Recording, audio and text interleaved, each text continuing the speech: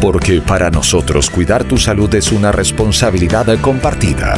Te presentamos Con Salud, todo es posible. Buenos días, buenas noches o buenas tardes a todas las personas que ya están sintonizando el podcast de Radio Inti, porque con salud todo es posible. En esta oportunidad tenemos que hablar sobre un tema muy importante y como invitado de este podcast tenemos que dar la bienvenida al doctor Josip Lino. Muy buenas tardes, buenas noches o buenos días, doctor. Bienvenido al podcast de Radio Inti. Muchas gracias, Alan. Un agradecimiento especial por la invitación. Doctor, justamente le invito por favor que haga una pequeña presentación para que todas las personas que estén escuchando el podcast lo conozcan un poco más. Perfecto. Mi nombre es Josip Lino Eguino. Soy abogado de profesión, actualmente gerente general de la Cámara de la Industria Farmacéutica Boliviana, entidad que asocia a las industrias farmacéuticas productoras de medicamentos en Bolivia, entidad que no solo se dedica a la defensa de los intereses de sus asociados, sino también a la defensa o a la protección de los derechos de los bolivianos en temas relacionados a la salud. Y justamente el tema de hoy es el contrabando y la falsificación de medicamentos. Doctor, ¿esto es muy común en Bolivia, en el mundo, en Latinoamérica? Bueno, este es un tema bastante complejo.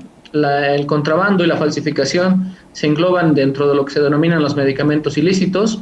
No solo es parte de la realidad nacional, es una realidad que se le enfrenta a nivel latinoamericano y a nivel mundial. Pero hay una diferencia. Los países más desarrollados, más grandes que los nuestros, lo que buscan es siempre minimizar el porcentaje de participación de los medicamentos ilícitos. Lo tienen también, pero países como el nuestro enfrentan un mayor problema porque el porcentaje de participación es mucho más grande, ¿no? En determinado punto, se hicieron algunos estudios en el país que reflejaron una participación de hasta el 20% en el mercado farmacéutico. Y haciendo números, no números completos, sino números aproximados, estábamos hablando de alrededor de 80 millones de dólares, que reflejaba el mercado ilícito. Es una cifra muy alta del mercado ilícito como tal. Y doctor, ¿cómo uno puede controlar esto? ¿Cómo se hace el control específico del contrabando y la falsificación de los medicamentos? Principalmente porque en la pandemia hubo un aumento de gente que traía medicamentos y los vendía en redes sociales. Claro, es un tema bastante complejo, ¿no? Esta actividad ilícita aprovecha espacios de zozobra, ¿no? Espacios de pánico en los cuales la población, por un instinto de supervivencia, va a querer satisfacer la necesidad, es decir, seguir vivo o recuperar la salud. Entonces, en esos espacios en los que la gente busca medicamentos, aparecen estas personas, estos delincuentes, y ofrecen medicamentos a precios mucho más bajos, mucho más accesibles, pero sin ninguna garantía, ¿no? Y entonces la gente por la necesidad acude a ellos, los adquiere, pero como no hay ninguna garantía, el riesgo de adquirirlos y sobre todo de consumirlos, nos pone en una situación bastante compleja porque estamos hablando de riesgos que en algunos casos incluso llevan a la muerte. Y en este contexto, las mismas autoridades se ven complicadas para frenar, detener o perseguir a los delincuentes porque actúan por lo bajo, ¿no? Es más, en un estudio que se hizo a través de la Organización Mundial de la Salud, se equiparó esta actividad ilícita con crímenes de lesa humanidad, ¿no? Algo así como el genocidio, porque es gente que está consciente del daño que puede generar y el lucro es lo que los mueve, ¿no? Y no les importa si la gente vive, muere, ¿no? Lo que les importa es ganar dinero y seguir con la actividad ilícita. Entonces, es complicado enfrentar esta situación. Por eso nosotros acudimos a la educación como uno de los principales elementos que puede permitir enfrentar de mejor forma estos ilícitos, ya que es importante que la población conozca que no debe adquirirlos porque hay un riesgo muy grande al adquirirlos y así reducir la necesidad, reducir la demanda para que tenga el efecto de reducir la oferta, ¿no? Es decir, estas personas ya no van a vender estos medicamentos porque la gente no los va a comprar. Pero el contexto es complicado, ¿no? Y la pandemia nos ha demostrado que esta actividad ilícita ha crecido precisamente por la falta de información de la población, ¿no? Ha habido mucha desinformación en la pandemia, no teníamos claridad respecto a tratamientos, cuadros de tratamiento, medicamentos incorporados, y bueno, ahí la gente compró todo porque pensaba que algo le iba a servir. Y ahí viene la pregunta, doctor, ¿cuáles son las consecuencias de esos medicamentos o esos fármacos de contrabando adulterados? Bueno, hay varias consecuencias, ¿no? Vamos por lo más sencillo, que no nos haga efecto, que sean inocuos. Esa sería, digamos, el menor de los males. El mayor de los males es el riesgo de muerte, ¿no? Y ahí hay varios temas que se deberían analizar, porque la población también adquiere a veces medicamentos sin conocer realmente cuál es el efecto, ¿no? Lo hace por prevenir, lo hace por cuidarse, pero a veces los efectos son dañinos. Y aquí no podemos descartar que haya productos adulterados, es decir, que no tengan los efectos, no tengan el componente que se requiere para el efecto terapéutico, o en su caso los componentes tengan productos dañinos, ¿no? Imagínense consumir un supuesto paracetamol que en realidad sea estuco, entonces imagínense adquirirlo, va a generar un daño a la salud. ¿Y cómo puede darse la gente cuenta que un producto es legalmente establecido? ¿Cómo puede darse cuenta que es original o no?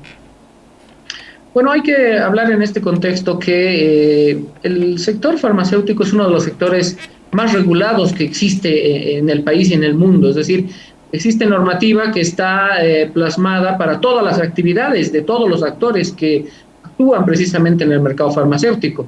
Tal es así que la ley del medicamento regula todas las actividades, desde la importación de la materia prima, la producción del medicamento o, en su caso, la importación, la comercialización, la distribución, la receta, la dispensación, incluido el almacenaje de por medio.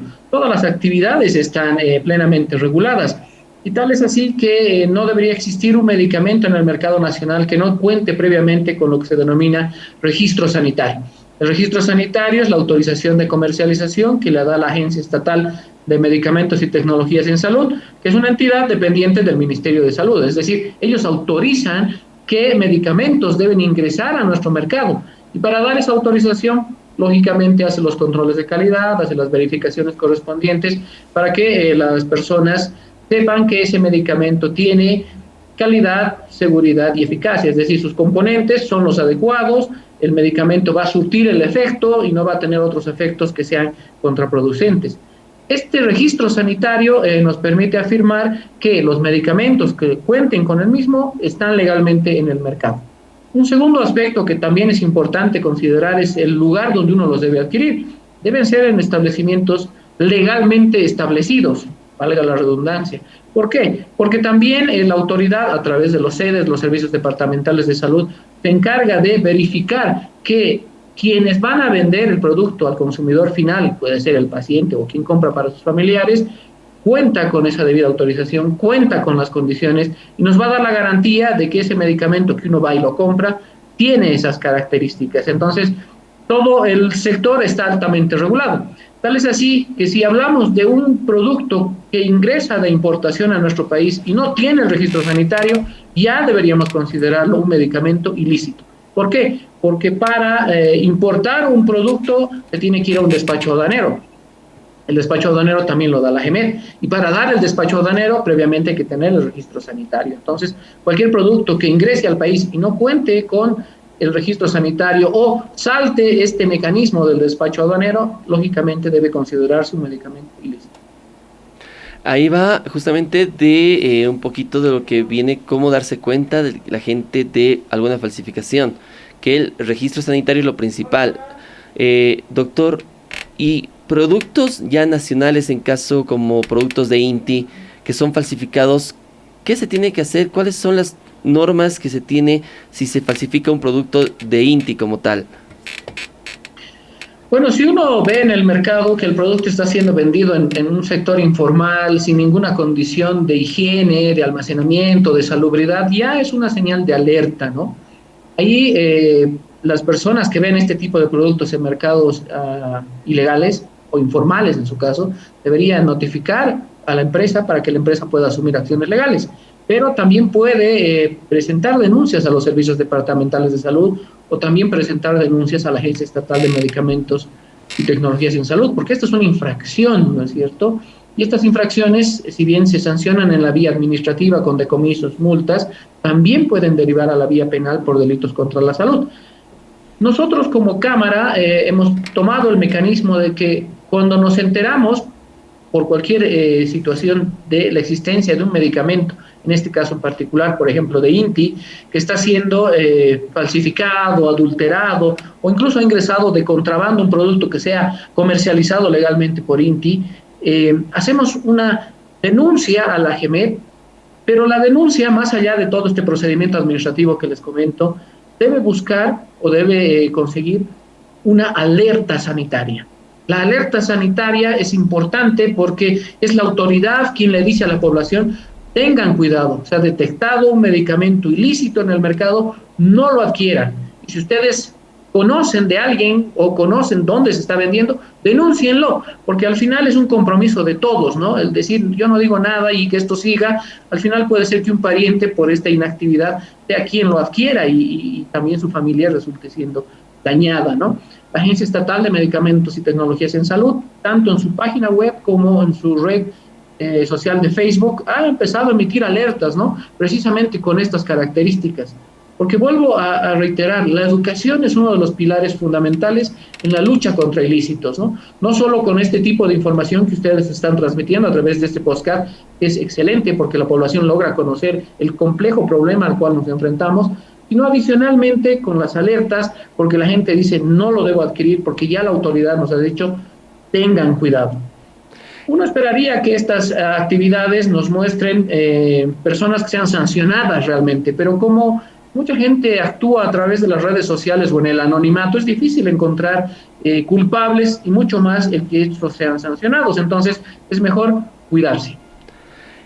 Y uno tiene que cuidarse y no consumir o comprar productos en redes sociales, en la tienda, en el barrio. Pero la gente se confía mucho si ve una farmacia. Y esta época de pandemia también dio la posibilidad de abrir nuevas farmacias en toda Bolivia y en todo el mundo. ¿Cómo podemos, como usuarios, reconocer una farmacia legalmente establecida?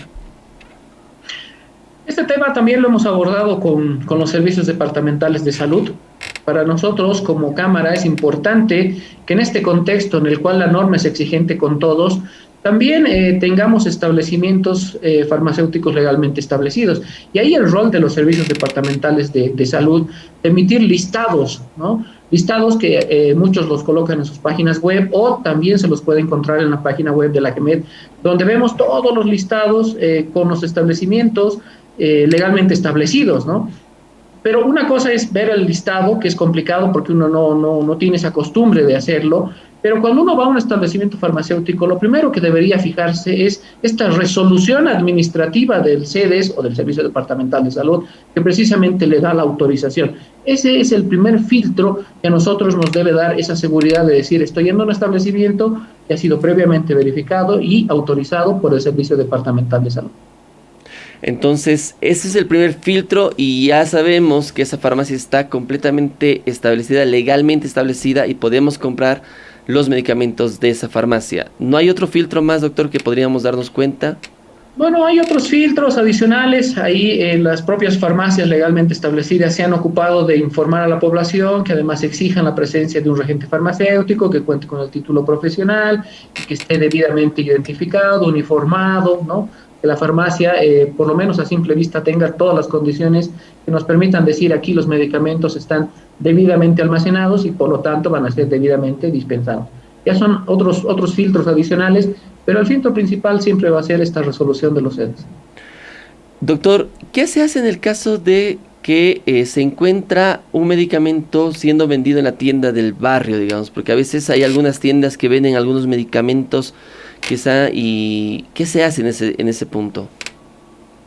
Bueno, los medicamentos como tal, todos en general, requieren condiciones que permitan que se mantengan estas características de la calidad, seguridad y eficacia, y por eso deben estar en un establecimiento farmacéutico, porque este nos otorga esas condiciones. El encontrar un medicamento en una farmacia de barrio siempre nos lleva a la duda de decir por qué está aquí, ¿no es cierto?, si debería estar en otro lado. Entonces, si uno ve un medicamento en una farmacia de barrio, ya debe tener la alerta, la sospecha, ¿no? Es más, hay algunos medicamentos que no deberían estar bajo ninguna circunstancia, bajo ninguna condición, como por ejemplo los antipiréticos, los antibióticos, esos deberían estar necesariamente dentro de una farmacia. Entonces, cuando uno ve estas condiciones, debe actuar a través de los mecanismos legales, ¿no? A través de los sedes. Últimamente los sedes han hecho bastantes inspecciones y han encontrado también una cantidad elevada de establecimientos, no sé si denominarlos así, de tiendas que quieren pasar por farmacias y no tienen ninguna condición, ¿no? No tienen la autorización, es más, arriesgan a las personas a un daño mayor porque mezclan los medicamentos están vencidos, o son medicamentos adulterados, o son medicamentos de contrabando, etcétera. Entonces, ahí hay una campaña conjunta de todos los actores legales del sector para que la población pueda conocer y evitar ir a estos establecimientos. Últimamente el CEDES nos ha pasado un listado bastante numeroso, ¿no? Y nos da pena precisamente estos establecimientos ilegales, ¿no? Nosotros cumplimos en socializar a los asociados y también que la población los conozca, ¿no? Para que no acuda a esos establecimientos. Doctor, una consulta, ¿dónde se puede hacer la denuncia si se tiene algún incidente o alguna queja por medicamentos en mal estado o falsificados? La GEMET tiene una página web, hay una pestaña donde dice denuncias. Directamente se pueden hacer las denuncias a través de la web. Son denuncias que tienen un carácter confidencial, ¿no es cierto? Ahí hay que colocar un correo electrónico seguramente porque toda denuncia también debe tener algo de sustento, hay que acompañar imágenes, hay que acompañar información para que la autoridad pueda tomar los recaudos correspondientes. Entonces, hay esa vía de hacerlo a través de la página web o también enviar una nota a la GEMET para que puedan hacer las acciones correspondientes. Y en el interior del país pueden hacer las denuncias directamente a los servicios departamentales de salud. También hay correos electrónicos habilitados para que este carácter de confidencialidad, es algo que también le preocupa a la población cuando va a hacer una denuncia, se mantenga, ¿no? No es un anonimato en sí, pero sí es una confidencialidad de datos, ¿no? Una especie también de protección a las víctimas en su caso para que no tengan represalias. Doctor, ¿cuáles son los medicamentos que son mayormente falsificados o adulterados? Bueno, hay una diversidad de medicamentos falsificados, ¿no? Uno siempre piensa que deben ser los medicamentos más de mayor consumo, ¿no? Esa sería la primera idea de decir, los medicamentos que más se requieren, los que más se consumen, son los que están en primera línea para ser falsificados. Pero también se ha visto que los medicamentos que tienen un mayor costo también están siendo falsificados, ¿no? Esos medicamentos que van a enfrentar temas relacionados al cáncer, por ejemplo, ¿no? Los oncológicos están siendo falsificados. Y también dentro de esta línea de medicamentos, también se ha visto algo que es preocupante, que algunos suplementos a la leche materna también están siendo, ¿no? Falsificados, ¿no? Estas leches maternizadas también están siendo falsificados.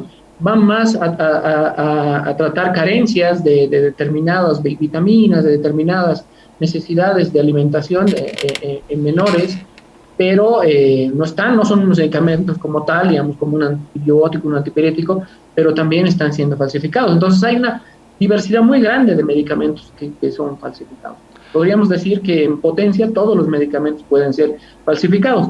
Por eso vemos que es un delito, como se denomina, de oportunidad, ¿no? Lo que más se necesita lo falsifico, ¿no? Si es un medicamento que, por ejemplo, en la pandemia es un antipirético que medio mundo lo necesita, entonces los falsificadores o los contrabandistas van a introducir al mercado ese tipo de medicamentos, ¿no? ¿Y cómo afecta el contrabando a la industria farmacéutica boliviana? Bueno, para nosotros, sin dejar de lado que estos medicamentos dañan la salud, ponen en riesgo innecesariamente la salud, para nosotros como industria es un competidor desleal y es un competidor ilegal. Vayamos por lo ilegal, porque nosotros nos esforzamos por cumplir la normativa todos los días, ¿no? Nosotros estamos sujetos a buenas prácticas de manufactura y las vamos cumpliendo día a día. En cambio, esta actividad ni siquiera toma en cuenta que es una buena práctica de manufactura. Pueden producir un medicamento en su baño y ponerlo a disposición de las personas, ¿no? Con todos los riesgos de contaminación que puedan existir con este producto, o independientemente de lo que le incorporan al producto en sí. Eso no les interesa, así que ahí hay una competencia ilegal. Y desleal es porque nos resta esos espacios en los cuales la industria podría competir de mejor forma, ¿no? Ese 20% que tienen de presencia en el mercado, que quizás se ha incrementado con la pandemia, lo podríamos cubrir nosotros con producción nacional, ¿no? Y ahí decirle a la población, no es necesario que vayas a un mercado informal porque hay producción nacional y puedes consumirlo. Entonces, por eso hay una competencia desleal e ilegal con nuestro sector. Nos resta competitividad en determinado caso porque esos espacios, entendemos, podrían ser cubiertos con producción nacional. Y tocó un tema muy importante, doctor, de los suplementos. Los suplementos también se deberían vender solo en farmacias y no en cualquier puesto de venta de leche o productos de víveres. ¿O me equivoco, doctor? Hay que distinguir aquí en los suplementos aquellos que están destinados a hacer un suplemento a la leche materna, ¿no? Existe la ley de fomento a la lactancia materna. Esta ley obliga a que los menores de 6 meses consuman exclusivamente leche de la madre, leche materna, y después de los 6 meses a los 2 años, dependiendo de las carencias, de las necesidades en salud, puedan suplir la alimentación con determinadas leches maternizadas, como también se las denomina así. Estas leches maternizadas son medicamentos de acuerdo a la ley, ¿no? Y siendo medicamentos, están sujetas a registro sanitario. Y como tienen registro sanitario, deberían venderse en establecimientos farmacéuticos. Esa es la regla. Después de los 2 años hay otro tipo de suplementos, pero esos otros suplementos ya están sujetos a regulación de lo que es el registro sanitario SENASAG, ya no son medicamentos como tal. Esos quizás se podrían vender en supermercados o en otro tipo de establecimientos comerciales, pero en ambos casos hay que considerar siempre las condiciones en las cuales tienen que mantenerse, ¿no? Todo suplemento, todo alimento tiene que guardar esas condiciones de higiene, de salubridad, de inocuidad. Y es algo que en la actividad ilícita, en el contrabando, como lo estamos viendo ahora, no se respeta, no se considera. De ahí que si nosotros encontráramos estas leches maternizadas fuera de establecimientos farmacéuticos, ya surge una duda que la denominamos razonable, es decir, no tienen registro sanitario. Y es más, algunos incluso adulteran el registro sanitario, le colocan otro registro sanitario. Y bueno, ahí hay un riesgo también para lo que son los menores lactantes, ¿no? De someterlos también a ellos con mucha más inocencia a productos que les pueden resultar dañinos. Hay mucho tema de qué hablar, y hay que cuidarnos siempre entre todos. Creo que el mejor consejo que podemos sacar de este capítulo de podcast es: no compres de contrabando, no compres en redes sociales, siempre confía en las farmacias legalmente establecidas, donde vas a poder conseguir los productos nacionales hechos en Bolivia sin necesidad de contrabando o sin necesidad de ser falsificados, con la certeza que son y que te van a cuidar 100% la salud y no te va a afectar en ningún momento. Así es. Yo sumaría a todas estas recomendaciones el hecho del uso y consumo racional de medicamentos, ¿no? También es importante considerar que los medicamentos requieren una prescripción médica, ¿no? Incluso las propias leches requieren una prescripción médica. Hay un profesional en la salud que después de analizar nuestras condiciones nos va a recetar un determinado producto. Y ese producto se entiende que nos va a dar un beneficio, va a restaurar nuestra salud, va a mejorar nuestra salud, y en esa búsqueda de tener una plena salud debemos acudir a un establecimiento legalmente establecido. Entonces es un tema bastante complejo, ¿no? Es decir, no es comprar por comprar, no es consumir por consumir, porque hay medicamentos como por ejemplo los antibióticos que nos generan resistencia, y al final hay medicamentos antibióticos que ya no nos van a producir ningún efecto cuando lo requiramos, o van a producir un efecto nocivo, van a empeorar nuestra salud. Estamos en el mes de noviembre, dentro de lo que se denomina la semana de resistencia antimicrobiana, es decir, una semana especialmente dedicada a informar a la población del uso y consumo racional de medicamentos antibióticos. Precisamente en esa misma línea de decir, no es comprar por comprar, no es consumir por consumir. Todo tiene un propósito, todo tiene un efecto, todo está debidamente establecido y hay que considerarlo como tal. Exactamente, doctor. Mil gracias por acompañarnos en este podcast, que fue muy importante para toda la población, porque realmente tenemos que darnos cuenta cuáles son medicamentos legalmente establecidos, cuáles son falsificados o de contrabando, y ya nos dieron las pautas necesarias para que el usuario se dé cuenta. Muchas gracias, doctor Josip Lino, por acompañarnos en este podcast. Muchas gracias, Alan. Un saludo para todos los escuchas del podcast y aquí atentos a cualquier requerimiento. Que tengan una buena jornada. Muchas gracias. Hasta una siguiente oportunidad. Gracias. Hasta luego. Señores, de esta manera cerramos el podcast, porque con salud todo es posible. Porque para nosotros cuidar tu salud es una responsabilidad compartida. Te presentamos Con salud todo es posible.